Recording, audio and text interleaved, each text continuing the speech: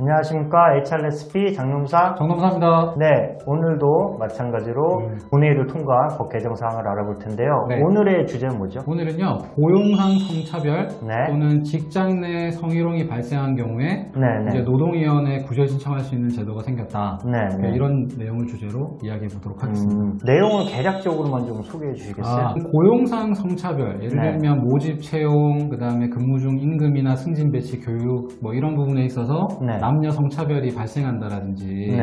아니면 직장 내 성희롱이 발생했어요. 네. 그럼 피해자에 대해서 사업주가 취해야 될 적절한 조치 의무를 취하지 않는 경우라든지 네. 이제 이런 경우에 현재로서는 처벌 중심으로만 문제를 해결할 수밖에 그렇죠. 없었어요. 네. 근데 정작 중요한 거는 피해받은 사람이 그렇죠. 구제를 받는 구제받는 거잖아요. 거죠. 그래서 처벌뿐만 아니라 피해자 구제해주는 게 중요하다. 네. 그렇게 봐서 노동위원회를 통해서 실질적인 이 피해 회복이 이루어질 수 있도록 네. 하는 제도가 만들어졌다. 이렇게 이해하시면 될 것 같아요. 네. 이번에 법 개정된 사항들 대부분 시행일이 올해 11월 19일이던데 네. 이것도 마찬가지인가요? 아닙니다. 이 두 가지 제도에 대한 노동위원회 구제 제도는요. 네. 22년 5월 19일부터 적용이 되는 거예요.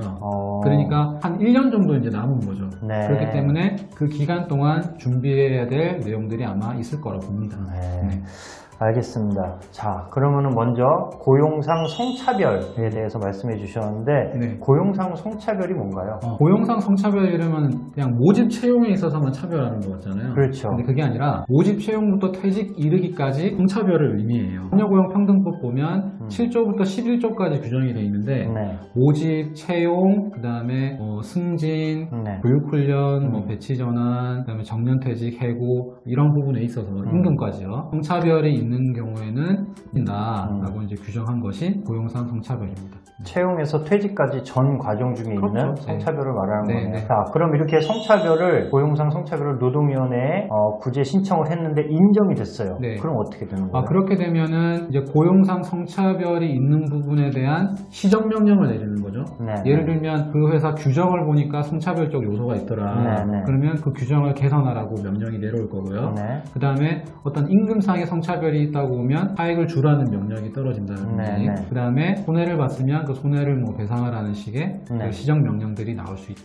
자, 그 다음은 이제 직장 내 성희롱에 대한 건데요. 네. 노동위원회에 구제 신청이 가능하다는데 네. 구체적으로 어떤 내용인가요? 이 내용은 잘 이해하셔야 되는데 직장 내 성희롱을 한 가해자에 대해서 하는 게 아니에요. 네. 그러니까 직장 내 성희롱이 발생했을 때 네. 피해자가 있잖아요. 그렇죠. 근데 피해자가 있고 가해자가 있을 거라는 거예요. 네. 그럼 또 다른 존재가 이제 사업주가 있죠. 그렇죠. 그러면 사업주는 어떤 의무가 있냐면 네.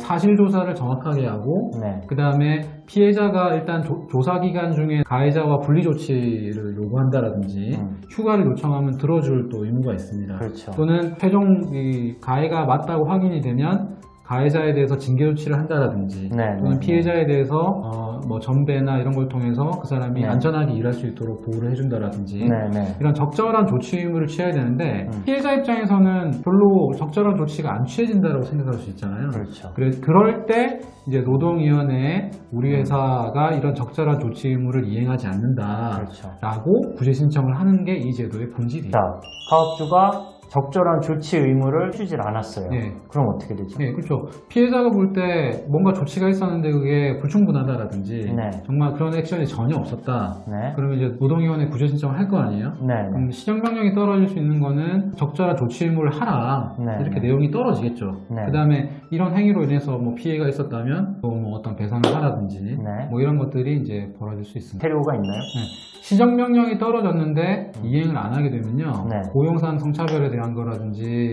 또 직장 내 성희롱에 의해서 적절한 조치 의무 위반 둘 다 포함되는데 과태료 1억 원 이하의 과태료 부과돼줍니다. 1억 원이요? 네, 엄청 세죠. 네, 네. 그래서 이제 이행을 실질적으로 담보할 수 있도록 과태료도 엄청 강하게 물리고 있습니다.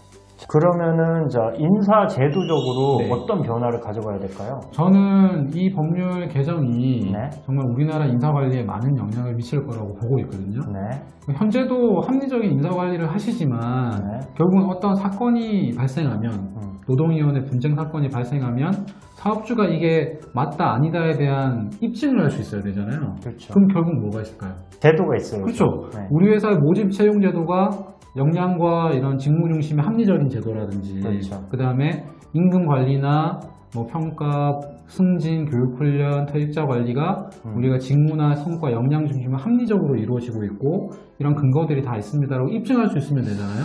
근데 그렇죠? 그런 게 없이 볼 때는 성차별적인 요소가 있다라면 분명히 문제가 생길 수 있겠죠. 네네. 그다음에 직장 내 성희롱에 대한 조치도 마찬가지예요. 어떤 시스템적인 절차를 준비해서 네. 사실관계 조사단을 꾸릴 수 있는 제도라든지 뭐 위원회 제도를 적정하게 갖추고 운영을 하시면은 네. 그에 따른 기록이나 이런 거를 소명하실 수 있잖아요. 네네. 근데 그런 거 없이 그냥 주먹구구시로 운영을 하시게 되면 네. 나중에 난감한 상황이 생길 수 있는 거죠. 그래서 이런 제도적인, 합리적인 제도를 잘 준비하시는 게 네. 회사에 도움이 될 것이다. 이렇게 네. 생각을 하고 있습니다. 알겠습니다. 지금까지 고용상 성차별이나 직장 내 성희롱으로 인한 피해자의 구제책에 대해서 알아봤고요.